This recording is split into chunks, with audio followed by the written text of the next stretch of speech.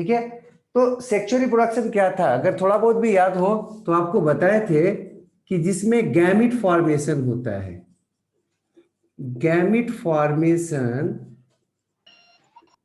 And fusion, वैसा आपका reproduction जिसमें गैमिट फॉर्मेशन और फ्यूजन होता है उसको कहते हैं क्या, सेक्सुअल रिप्रोडक्शन।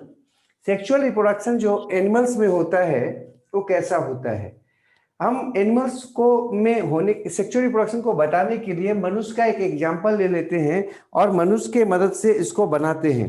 देखो सबसे पहले हम उदाहरण से समझाना चाहेंगे कैसे कैसे क्या होता है। फॉर एग्जांपल में इन ह्यूमन बीइंग, ठीक है, for example in human being, मनुष्य में कैसे होता है, उसके बाद जो है ना बाकी आगे बढ़ेंगे।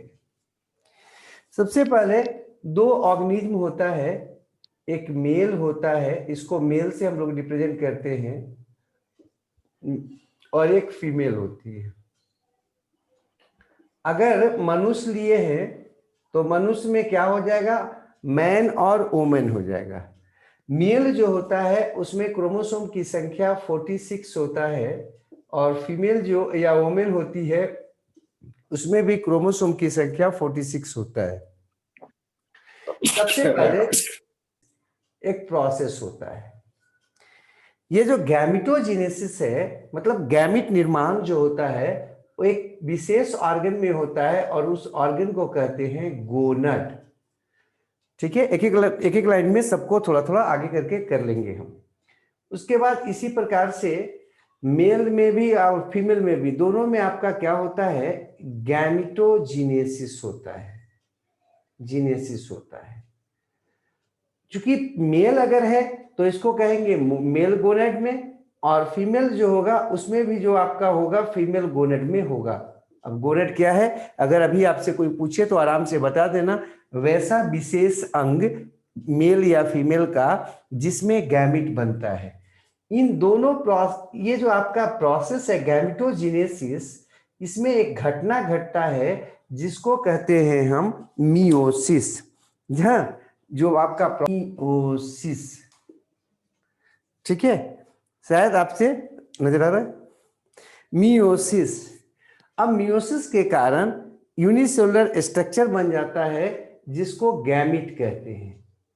मेल में आपका समानता जो है ना वो आपका मोटाइल गैमिट बनता है, हाँ, जबकि फीमेल जो होता है उसमें नन मोटाइल गैमिट बनता है। मेल में यहां पर स्पर्म कहते गैमिट को, और फीमेल में ओवम कहते हैं।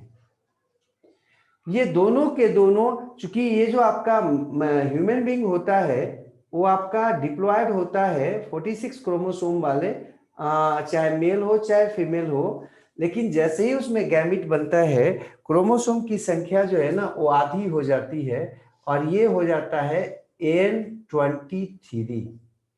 इसी तरह से ओवन भी कैसा रहेगा, 23। क्यों भाई, क्यों हो गया 23? तो आप लोग को हम पहले भी बताए थे कि देखो एक आपका विशेष डिवीजन होता है जिसका नाम है मियोसिस, और मियोसिस के बारे में आपको शुरुआत में ही, हम शुरू के क्लास में ही इसको डिटेल से बता चुके हैं। माइटोसिस किसको कहते हैं, मियोसिस सेल डिवीजन किसको कहते हैं। अब ये क्या होता है, ये मूव करता है फीमेल के तरफ, और फीमेल ओवम जो है मतलब गैमिट जो है, ये है क्या सब, गैमिट्स है, ध्यान रखिएगा। अब मेल जो गैमिट्स है वो फीमेल गैमिट्स के तरफ मूव करता है, और मूव करके यहाँ पर आकर जुड़ जाता है। इस घटना को कहते हैं फर्टिलाइजेशन, या इसी को सिनगैमी कहते हैं। ये जो प्रोसेस है सिनगैमी का, फर्टिलाइजेशन का, दोनों आपका ध्यान रखिएगा, गैमिट जो होता है वो यूनिसेलुलर होता है, चाहे मेल हो चाहे फीमेल हो। ये आपस में फ्यूज करके एक स्ट्रक्चर बनाता है, और ये इसका नाम है जाइगोट। ये भी यूनिसेलुलर बनता है, जाइगोट जो बनता है वो भी आपका यूनिसेलुलर बनता है, लेकिन ये 2n हो जाता है और 46। क्यों, एन इधर से आया, एन इधर से आया, 23 इधर से आया, 23 इधर से आया, मेल से 23, फीमेल से 23, तो कितना हो जाएगा 46। ये जो जाइगोट बना वो भी आपका यूनिसेलुलर बना, यूनिसेलुलर और यूनिसेलुलर दोनों मिल गए, और मिलने के बाद जो नया स्ट्रक्चर बना वो जाइगोट बना, वो भी कैसा है, यूनिसेलुलर है, ये यूनिसेलुलर है। और ये आपके जीवन का पहला आपका सेल है। किसी भी ऑर्गेनिज्म में, किसी भी ऑर्गेनिज्म का जीवन का पहला अगर सेल का बात किया जाए, पहला स्ट्रक्चर का बात किया जाए, तो क्या होता है, जाइगोट होता है। अब इसमें बार बार माइटोसिस होता है, ठीक है, माइटोसिस, ये प्लूरल है माइटोसिस, इसका सिंगुलर होता है क्या बाबू, माइटोसिस, तो कई बार होगा तो माइटोसिस कहेंगे। और इसके कारण ये जो आपका यूनिसेलुलर था, अब ये हो जाएगा मल्टी सेलुलर स्ट्रक्चर में, ऐसे बदल जाएगा, और इसी को कहते हैं इम्ब्रियो। इम्ब्रियो, तो इम्ब्रियो क्या है भाई, मल्टी सेलुलर स्ट्रक्चर है जो जाइगोट से बनता है, बार बार माइटोसिस होने से। ये मियोसिस से बना था, है ना, गैमेटोजेनेसिस मियोसिस के द्वारा होता है, और यहाँ पर जो है ना जाइगोट से इम्ब्रियो जो बनता है वो माइटोसिस द्वारा होता है। यह भी कैसा, 2n और 46। माइटोसिस में क्रोमोसोम के संख्या में कोई परिवर्तन नहीं होता। हम पहला क्लास में आपको शुरुआती क्लास में बताए हैं, जिन बच्चों का छूट गया हो अपना जाके इंटर पे देख लेना। मल्टी सेलुलर ये होता है, मल्टी सेलुलर स्ट्रक्चर हो गया। अब यहां पर जो है ना कुछ और परिवर्तन होता है।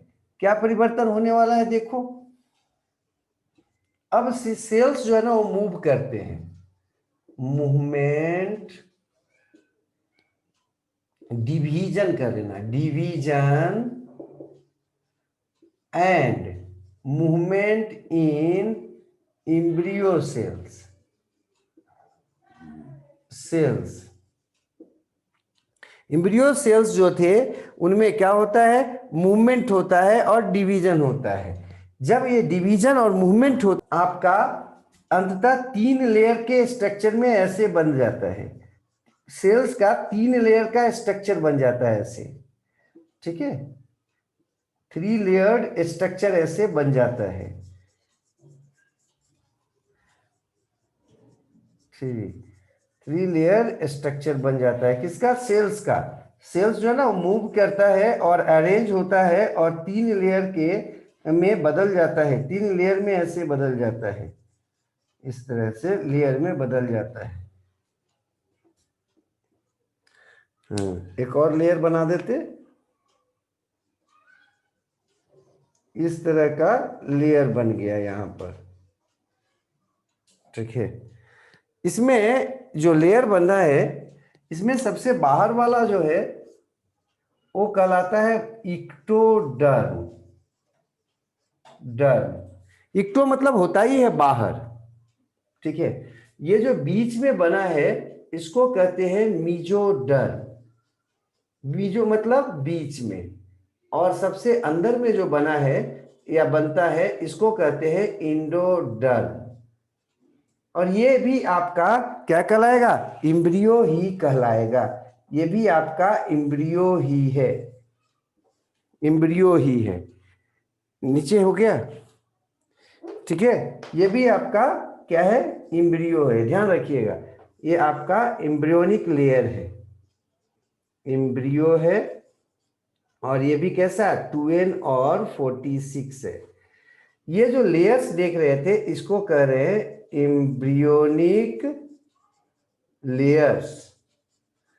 इन्हीं के सेल से, ये जो आपके 3 लेयर बना एम्ब्रियो का, इन्हीं के सेल से आपका पूरा का पूरा बॉडी बना है। इसी से क्या बना, टिश्यूज बना है ना, एपिथेलियल टिश्यू वगैरह आप लोग पढ़े होंगे।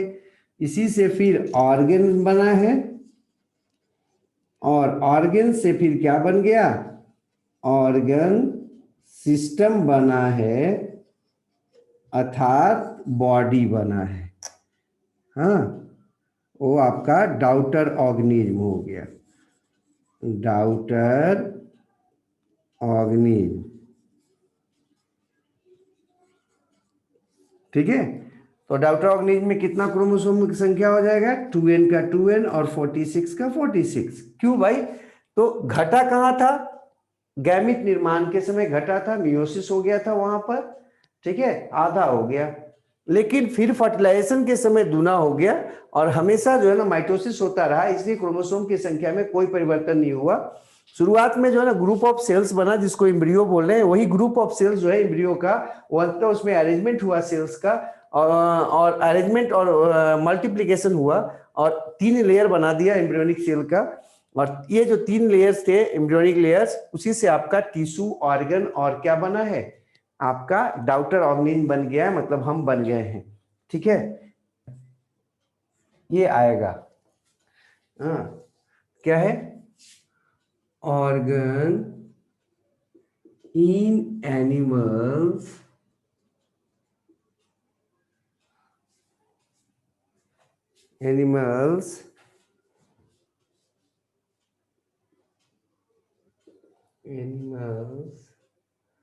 a site of गैमिटोजीनेसिस।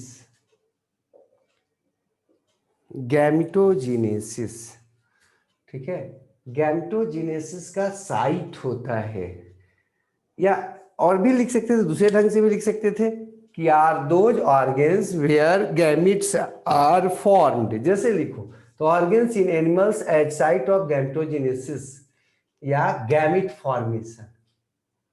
ठीक है, गैमिट फॉर्मेशन का जो साइट होता है, वैसे ऑर्गन को एनिमल में क्या कहते हैं, गोनेट्स कहते हैं।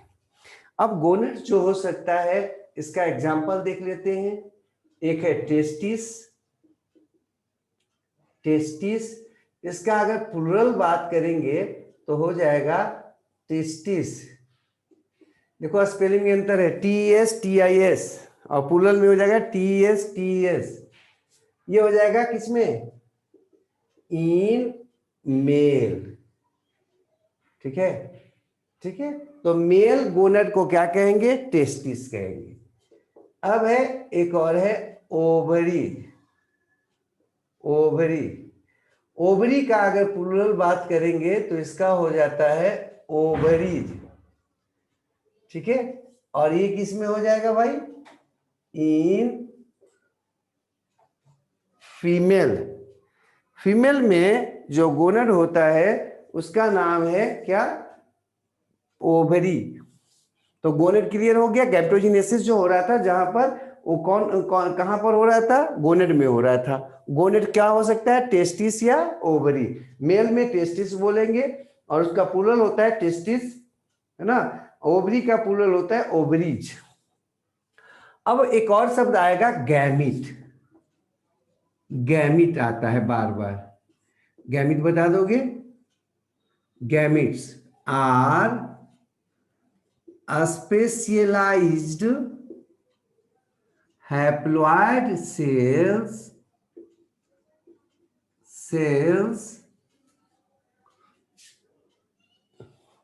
formed during gametogenesis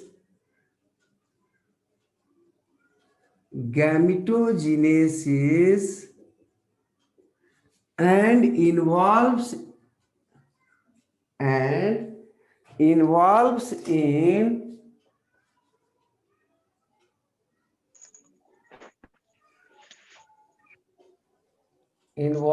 in sexual fusion, in fertilization या सेक्सुअल फ्यूजन, सिनगैमी।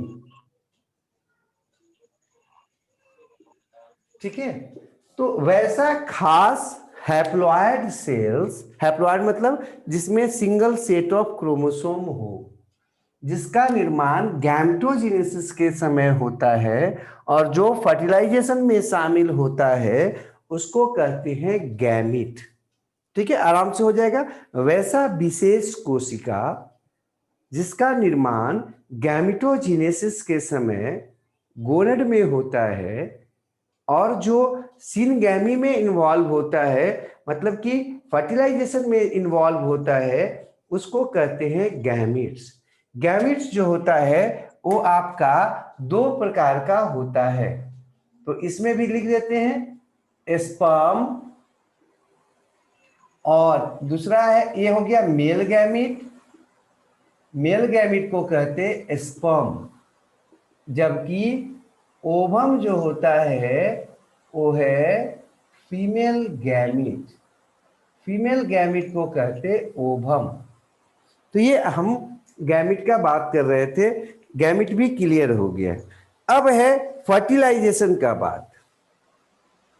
फर्टिलाइजेशन का बात करते हैं, आएगा कि फर्टिलाइजेशन क्या है, जेसन क्या है, या इसी को लोग सिनगैमी कहते हैं।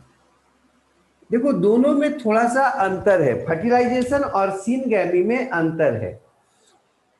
फर्टिलाइजेशन जो है ना पूरे प्रोसेस को कहते हैं, पूरे प्रक्रिया को कहते हैं जिसमें गैमीट मूव करता है, एक दूसरे को पहचानता है और अंततः आपस में जुड़कर जाइगोट बना देता है। लेकिन सिनगैमी जो है, सिंपल सिन का मतलब होता है फ्यूजन, सिन का मतलब होता है फ्यूजन, गैमी मतलब गैमिट, मतलब fusion of gamete is called syngamy. जबकि फर्टिलाइजेशन क्या है, पूरी प्रक्रिया है जिसमें गैमिट क्या हुआ, मूव करेगा, जाकर मेल गैमिट फीमेल गैमिट को पहचानेगा, आपस में जान पहचान होगा, उसके बाद दोनों आपस में फ्यूज कर जाएंगे, फ्यूज करके दोनों दो सेल थे उससे कितना सेल हो जाएगा, एक सेल हो जाएगा, और वो सेल अंततः जाइगोट बन जाएगा या जाइगोट कहलाएगा। तो सिनगैमी, लेकिन अधिकांश किताब या टीचर जो है ना सिनगैमी और फर्टिलाइजेशन को एक ही कर देते, लेकिन आपको क्लियर कट कंसेप्ट हो जाना चाहिए। ऐसे समझ लो विवाह और वो जो शादी का प्रक्रिया है दोनों में अंतर होता है। विवाह एक पूरी की पूरी प्रक्रिया है जिसमें क्या होगा, वो बारात जाएगा, हाँ वो नाश्ता पानी होगा, दरवाजा लगेगा, हाँ वो जो है ना मल्यार्पण होगा एक दूसरे को, फिर जो है ना वो आपका घूमेंगे, हाँ। लेकिन शादी जो उसमें एक छोटी सी जो प्रक्रिया होती है उसमें बस कुछ एक बात होता है। तो यहाँ पर फर्टिलाइजेशन एक बड़ी प्रक्रिया है और सिनगैमी केवल गैमिट का फ्यूजन है। तो पूछेगा फर्टिलाइजेशन से आप क्या समझते हो, तो आराम से बोल देना आपके लेवल में, फ्यूजन ऑफ गैमिट्स क्या कहलाता है, फर्टिलाइजेशन फिलहाल कहलाएगा आपके लेवल में। लेकिन इससे होता क्या है, रिजल्ट्स इन जाइगोट, ये क्या बनाएगा, जाइगोट बनाएगा। जाइगोट कैसा होता है, यूनिसेलुलर होता है, 2n होता है, डिप्लॉयड बनाता है, ध्यान रखिएगा। यहाँ पर हैप्लॉयड आपस में फ्यूज करेंगे और एक सेलुलर यूनिसेलुलर स्ट्रक्चर बनाएंगे जिसे हम लोग क्या कहेंगे, जाइगोट कहेंगे। अब थोड़ा सा आपके सिलेबस में है टाइप्स ऑफ फर्टिलाइजेशन। फर्टिलाइजेशन कितने प्रकार के हो सकते हैं, फर्टिलाइजेशन, तो फर्टिलाइजेशन जो हो सकता है वो 2 टाइप्स हो सकता है, टाइप्स एंड पहला जो है एंड, इसमें पहला है एक्सटर्नल फर्टिलाइजेशन, एक्सटर्नल फर्टिलाइजेशन, और दूसरा है इंटरनल फर्टिलाइजेशन, नल फर्टिलाइजेशन। दो प्रकार के फर्टिलाइजेशन हो सकते हैं। आपके मन में आ रहा होगा कि इंटरनल और एक्सटर्नल फर्टिलाइजेशन में क्या होता है। देखो भाई, कोई ऑर्गेनिज्म बॉडी ले लो, ये मान लेते हैं ऑर्गेनिज्म है, कोई ऑर्गेनिज्म है, ठीक है। अब ऑर्गेनिज्म के बाहर में क्या होता है, इन्वायरमेंट होता है, ठीक है, ये इसको मान लो इन्वायरमेंट। और समानता यहाँ इन्वायरमेंट में हम वाटर रख रहे हैं, क्योंकि वाटर में ही फर्टिलाइजेशन हो सकता है। जहाँ पर कोई रखने वाला होगा वही हो सकता है, वो आपका हवा में नहीं हो सकता है। तो हमारे चारों तरफ जो परिस्थितियां हैं उसमें हवा या पानी हो सकती है मुख्य रूप में। तो अगर जो है ना आपका फर्टिलाइजेशन जो है ना, मतलब फ्यूजन जो है ना, वो कहाँ हो रहा है? बॉडी के अंदर हो रहा है फर्टिलाइजेशन। मतलब फर्टिलाइजेशन समझ रहे हो ना, मेल गैमिट और फीमेल गैमिट दोनों आपस में फ्यूज कर जा रहे हैं। कहां पर? बॉडी के अंदर, या हो सकते हैं बॉडी के बाहर कर सकते हैं। अगर बॉडी के बाहर करे तब इसको कहेंगे एक्सटर्नल फर्टिलाइजेशन, जबकि बॉडी के अंदर अगर करें तो इसको कहेंगे इंटरनल फर्टिलाइजेशन।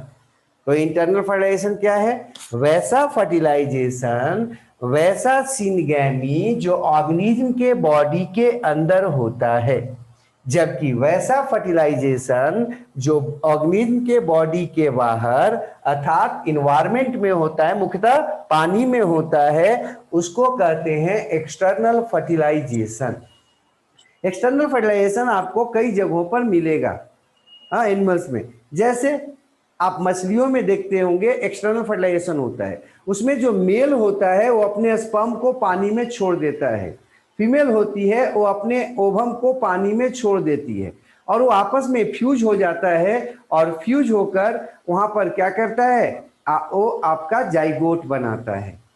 तो इंटरनल फर्टिलाइजेशन और एक्सटर्नल फर्टिलाइजेशन आपके दिमाग में आ जाना चाहिए। तो एक्सटर्नल में हम यहां पर कर देते हैं, एक्सटर्नल में कहां होगा? Fusion outside organism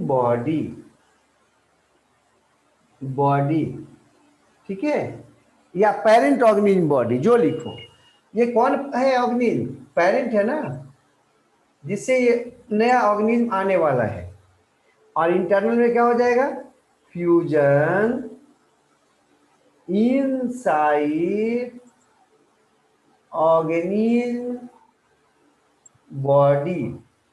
organism body के अंदर अगर होगा तो क्या कहेंगे? इंटरनल कहेंगे। एक्सटर्नल फर्टिलाइजेशन में कम से कम दो तो आराम से आप बता सकते हो। एक हो गया आपका एम्फीबियंस, एम्फीबियंस शायद आप जानते होंगे, जो पानी में भी रहता है और जमीन पे भी रह सकता है। इसका कॉमन उदाहरण हो गया फ्रॉग, ठीक है।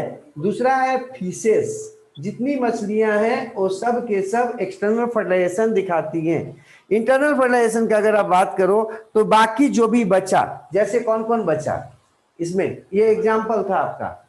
इसके बाद कौन बचा? तो रेप्टाइल्स बचा, जो रेंग के चलने वाला है, रेप्टाइल्स जो रेंग के चलता है, ठीक है। उसके बाद कौन बचा? उसके बाद बचा आपका उड़ने वाला, पक्षियां बची, हाँ, बर्ड्स। उसके बाद कौन बचा? मैमल्स, मनुष्य वगैरह सब इसमें आ जाएगा, गधा कुत्ता बंदर सब इसमें आ जाएगा मैमल्स में। तो ये तीन ग्रुप है, रेप्टाइल्स रेंग के चलने वाले, बर्ड्स जो उड़ता है ना, और मैमल्स स्तनधारी जो अपने बच्चों को जन्म देते हैं, बच्चों को दूध पिलाते हैं, वो मैमल्स कहलाते हैं। ये तीनों जो हैं उनमें इंटरनल फर्टिलाइजेशन होता है, जबकि एक्सटर्नल फर्टिलाइजेशन जो होता है वो किसमें होता है बाबू?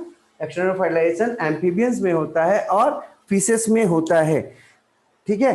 अब हम बात करते हैं, हाँ, बरसात जब शुरुआत होता है तो उसमें फ्रॉग को आप देखे होंगे, वो क्या करता है? बोलता है, आवाज निकालता है। वो आवाज क्यों निकालता है और कौन निकालता है? तो जो मेल फ्रॉग होता है वो आवाज निकालता है ना। वो आवाज जो है ना उस क्यों निकालता है? वो फीमेल फ्रॉग को अट्रैक्ट करने के लिए, आकर्षित करने के लिए निकालता है। तो एक फीमेल फ्रॉग जो होती है वो आपका पानी में कहीं एक जगह पर, ऊंचा जगह पर या अच्छे जगह पर बैठी होती है, और बाकी मेल जो होता है वो चारों तरफ से उसका आवाज निकालता रहता है। उस आवाज के द्वारा वो जो है ना, वो क्या करता है, वो जो आपका फीमेल है उसको अट्रैक्ट करना चाहता है। जो आपका जिसका आवाज ज्यादा लंबा होता है, ज्यादा देर तक होता है, ज्यादा अच्छा होता है आवाज, साउंड, वो उस मेल के साथ फीमेल जो है ना वो कॉपुलेशन में शामिल होती है, वो आपका निषेचन की क्रिया फर्टिलाइजेशन की एक्टिविटी में शामिल होता है। अब जो मेल होता है वो अपने पैरों से क्या करता है, फीमेल के बॉडी को दबाता है। तो ये जो आप देख रहे होंगे बादल जैसा कुछ नजर आ रहा होगा आपको, ये आपका क्या है, ये जो आपको बादल जैसा कुछ नजर आ रहा है, बताओ उसको नीचे, हाँ, ये जो बादल जैसा कुछ नजर आ रहा है ये है क्या, ये पूरा अंडा है उसका। वो जो फीमेल है वो अपने एग को पूरे ग्रुप में समूह में बाहर निकाल देती है। ये एग काला काला जो नजर आ रहा है आपको, एग है, अंडा है, ठीक है। और ये क्या हुआ, पानी में आ गया। और जो मेल है वो भी अपने स्पर्म को पानी में छोड़ देता है। मेल भी जो है ना अपने मतलब उसमें इंटरनल फर्टिलाइजेशन नहीं होता, ठीक है, ये बॉडी के बाहर पानी में दोनों छोड़ देते हैं और यहीं पर बाहर में ही फर्टिलाइजेशन होता है, ठीक है। ये आपको एक्सटर्नल फर्टिलाइजेशन का एक एग्जांपल हम यहाँ दिखाना चाह रहे थे। तो फ्रॉग जो है उसमें वो हमेशा बरसात के समय ज्यादा बोलता है, उसका उद्देश्य क्या होता है, फीमेल को अट्रैक्ट करना। और ये ध्यान रखिएगा कि फीमेल जो है ना वो बोलती नहीं है, वहां पर मेल ही केवल बोलता है। और उद्देश्य होता है एक्सटर्नल फर्टिलाइजेशन। ये एक्सटर्नल फर्टिलाइजेशन का उदाहरण है, वो जो पूरा बादल आपको नजर आ रहा है वो बादल नहीं है, वो वाटर में पानी में जो है ना वो लसलसा चिपचिपा नेटा या खखार जैसा पदार्थ निकलता है, जिसमें उसके पूरे अंडे जो है ना वो काले काले आपको नजर आ रहे हैं। और उसी में ये भी क्या करता है, अपने स्पर्म को छोड़ देता है। स्पर्म मेल और स्पर्म जो है ना वो प्रत्येक अंडे के साथ आपका फर्टिलाइज हो जाता है। ये आपको एक्सटर्नल फर्टिलाइजेशन यहाँ पर दिखा रहे थे, ठीक है। अब आगे बढ़ते, यहाँ आते, आ जाइए। शब्द है प्यूबर्टी का, इसको पहले साफ कर देते हैं। तो प्यूबर्टी का सेक्सुअल मैच्योरिटी का प्राप्त होना ही क्या कहलाता है, प्यूबर्टी कहलाता है। जैसे कोई भी आपका ऑर्गेनिज्म तुरंत जो है ना जन्म के बाद रिप्रोडक्शन करना शुरू नहीं करता, बल्कि क्या करता है, उसमें कुछ शरीर में विकास होता है। उसका शरीर जो है ना आपका क्या होता है, एक निश्चित ग्रोथ को प्राप्त करता है। और एक निश्चित ग्रोथ को प्राप्त करने के बाद वो सेक्सुअल एक्टिविटी करने के लिए तैयार हो जाता है या सेक्सुअल एक्टिविटी में शामिल होता है, ठीक है। तो उसको हम लोग कहते हैं सेक्सुअल मैच्योरिटी, ठीक है। तो प्यूबर्टी क्या है, प्यूबर्टी क्या है, is attaining of sexual maturity,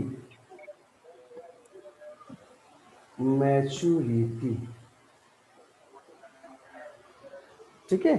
अर्थात किसी भी ऑर्गेनिज्म में आपका रिप्रोडक्शन करने का क्षमता का प्राप्त हो जाना क्या कहलाता है, सेक्सुअल प्यूबर्टी कहलाता है, सेक्सुअल मैच्योरिटी कहलाता है। After this the formation of gametes starts, इसके बाद प्यूबर्टी के बाद गैमिट का बनना स्टार्ट हो जाता है। आपके मन में आएगा कि ये होता कहां पर है, तो हम आपको बताए थे इन गोनड। गैमिट कहां बनता है, गोनड्स में, हो जाएगा। अब ये प्यूबर्टी कब कब किस में आता है, तो हमेशा ध्यान रखना है कि प्यूबर्टी जो होता है in man 12 to 14 years, 40 years, while in women 10 to 12 years of age, ठीक है। उम्र का 10 से 12 साल में जो है ना वो फीमेल में क्या होता है, आपका सेक्सुअल मैच्योरिटी शुरू हो जाता है। जबकि मेल का अगर बात करें तो 12 से 14 वर्ष में वो समानता आपका मैच्योरिटी आता है, sexual maturity.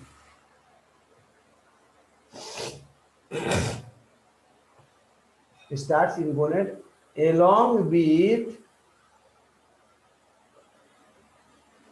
secretion of sex hormones,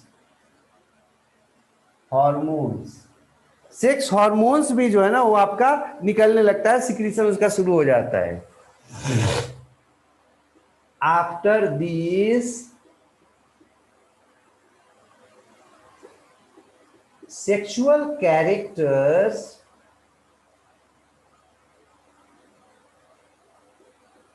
develop in individual, वो जो व्यक्ति है उसमें आपका सेक्सुअल कैरेक्टर जो है ना वो डेवलप हो जाएंगे, अर्थात मेलनेस या फीमेलनेस आपका डेवलप में हो जाएगा उसमें। इसमें एक दो बात और हम कर लेते हैं थोड़ा सा। प्यूबर्टी अगर कोई पूछेगा तो आराम से बता देना है अब कि प्यूबर्टी क्या है। वो आपका किसी भी व्यक्ति का सेक्सुअल मैच्योरिटी अटेन कर लेना, मतलब सेक्सुअल रिप्रोडक्शन का कैपेसिटी, यहाँ ध्यान रखना है, that is capacity to sexual reproduction, sexual reproduction का कैपेसिटी को प्राप्त कर लेना, ध्यान रखना है, वही क्या कहलाता है, प्यूबर्टी कहलाता है। अब ये किसमें, फीमेल में कितना 12 to 14 समान, सॉरी मेल में हाँ 12 to 14, जबकि फीमेल में कितना 10 to 12 वर्ष के उम्र में होता है। अब यहाँ पर हम बात करते थोड़ा सा प्राइमरी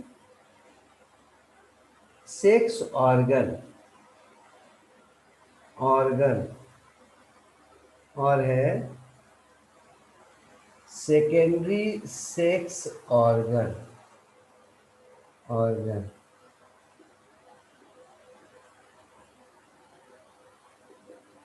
देखो उस सेक्स ऑर्गन को प्राइमरी सेक्स ऑर्गन कहते हैं जो कि गैमिट के फॉर्मेशन के लिए रिस्पॉन्सिबल होता है। Responsible for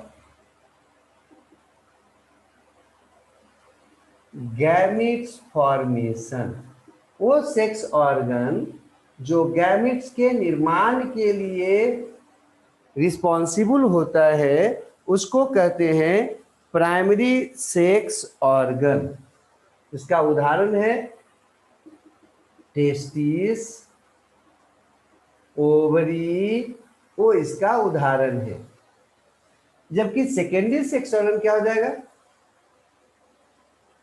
other sex organs then testis and ovary, testes और ओवरी को छोड़कर जो आपके दूसरे ऑर्गन सेकेंडरी और दूसरे ऑर्गन्स होते हैं उनको क्या कहते हैं, सेकेंडरी ऑर्गन्स कहते हैं। ये क्या करते हैं,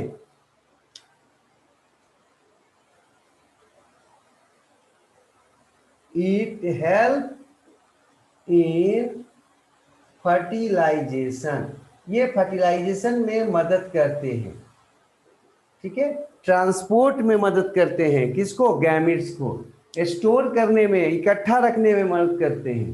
तो सेकेंडरी सेक्स ऑर्गन, बाकी जो भी अंग होंगे, अभी हम लोग पढ़ने वाले हैं ह्यूमन बीइंग का सेक्सुअल रिप्रोडक्शन, तो उसमें पढ़ेंगे कई तरह के ऑर्गन्स होते हैं।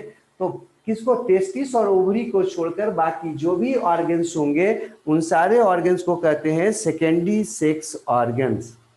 ठीक है, कौन कौन से हैं वो आगे हम देखेंगे, लेकिन यहां पर एक दो चीज और देख लेते हैं। पहला है, मतलब और क्या है, सेकेंडरी सेक्सुअल कैरेक्टर्स, ये बार बार पूछता है, सेकेंडरी सेक्सुअल कैरेक्टर्स किसको कहते हैं, are those characters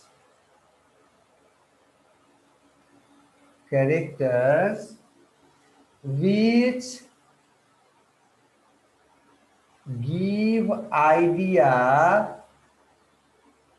about male और फीमेल, कोई इंडिविजुअल ऑफ इंडिविजुअल, कोई इंडिविजुअल जो है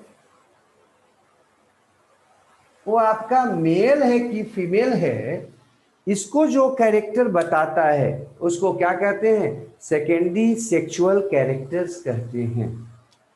ठीक है, are developed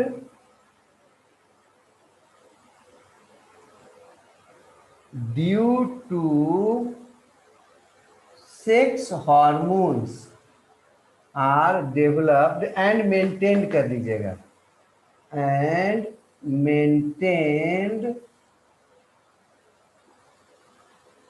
by sex hormones, ये सेक्स हार्मोन के द्वारा डेवलप होता है और मेंटेन होता है। वो ये रखना है, developed and maintain by sex hormone. हाँ,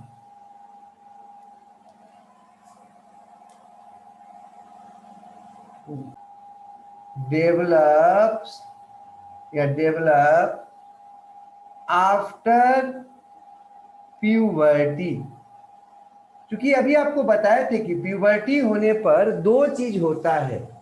पहला तो फॉर्मेशन ऑफ गैमेट शुरू हो जाता है, और दूसरा जो है ना सिक्रीशन ऑफ सेक्स हार्मोन्स शुरू हो जाता है। जो आपका मैच्योरिटी आता है, सेक्सुअल मैच्योरिटी, जिसको हम प्यूबर्टी कह रहे थे, प्यूबर्टी में दो चीज होता है, एक तो गैमेट्स बनना शुरू हो जाता है, दूसरा क्या हो जाता है? सिक्रीशन ऑफ सेक्स हार्मोन्स शुरू हो जाता है। और इसीलिए सेक्सुअल कैरेक्टर जो है, चूंकि सेक्स हार्मोन के द्वारा कंट्रोल होता है, इसलिए सेक्स हार्मोन का निर्माण जब से शुरू होगा, मतलब कि जब प्यूबर्टी होगा, तभी आपका जो है ना सेकेंडरी सेक्स और कैरेक्टर या सेक्सुअल कैरेक्टर्स बनेंगे। ठीक है, जो भी आपका मेलनेस या फीमेलनेस का बात होता है उसको वहां से देख करके देखो, फीमेलनेस मेसन से ही होता है। तो ये आपको हम बता रहे थे सेकेंडरी सेक्सुअल कैरेक्टर्स। इसका उदाहरण कुछ देख लो।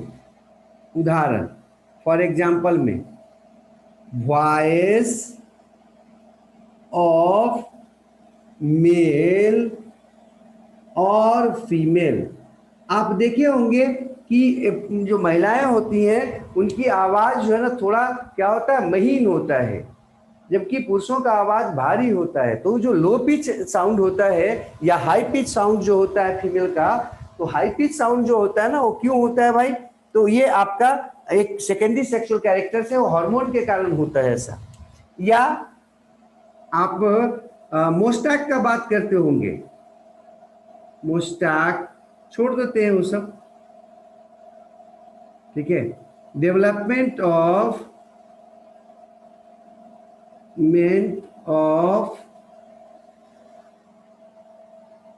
मेमोरी ग्लैंड्स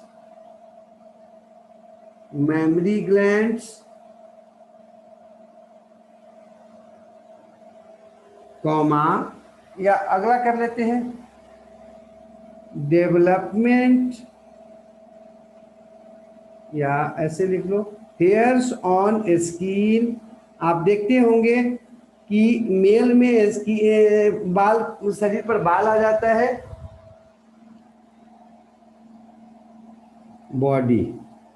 बॉडी के स्किन पर जो है ना मेल में बाल आ जाता है, ढेर सारा दाढ़ी मूछ आ गया, जबकि फीमेल में जो है ना आपका हेयर नहीं आता है। तो ये भी आपका क्या है? सेकेंडरी सेक्सुअल कैरेक्टर्स है। और भी है आपका स्किन का सॉफ्टनेस, स्किन छोड़ दो, ज्यादा हो जाएगा, ईटीसी कर देते हैं। ये सब आप देखे होंगे कि फीमेल का जो स्किन होता है सॉफ्ट हो जाता है, वो सब के सब किससे होता है? सेक्सुअल हार्मोन के कारण होता है। और ये सब किस में आते हैं? सेकेंडरी सेक्सुअल कैरेक्टर्स में आते हैं। मतलब वैसे कोई भी बॉडी का कैरेक्टर जो ये बताता है कि सामने वाला मेल है कि फीमेल है, उसको क्या कहते हैं? सेकेंडरी सेक्सुअल कैरेक्टर्स कहते हैं। ठीक है, ये आपको बता रहे थे सेकेंडरी सेक्सुअल कैरेक्टर्स के बारे में।